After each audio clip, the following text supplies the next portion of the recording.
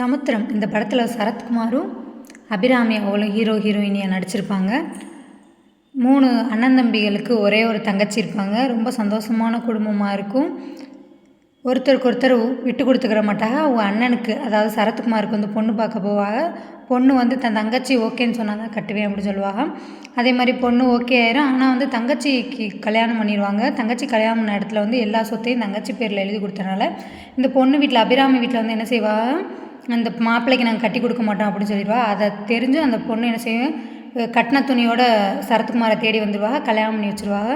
ஆனால் வந்து தங்கச்சி வந்து ரொம்ப கஷ்டப்படுவாங்க, வந்து அவளை கொடுமைப்படுத்துவான். அந்த கொடுமையெல்லாம் அவள் வெளியில் சொல்லாமல் இருப்பாள். ஒரு கட்டத்துக்கு மேலே கூட பிறந்த எல்லாருக்கும் தெரிஞ்சிடும். அதனால் தங்கச்சிக்காக பொறுமையாக இருப்பாங்க. அதையும் மீறி என்ன செய்வாள், வீட்டுக்கு போய் எல்லாரையும் அடித்து போட்டு தன் தங்கச்சியை வீட்டுக்கு கூட்டிகிட்டு வந்துடுவாங்க. அவள் அப்போ மாசமாக இருப்பாள். மாசமாக இருக்கும்போது அவள் கணவன் திரும்பி வந்து தவறாக உணர்ந்துருவாங்க. இதுதான் இந்த சமுத்திர படம்.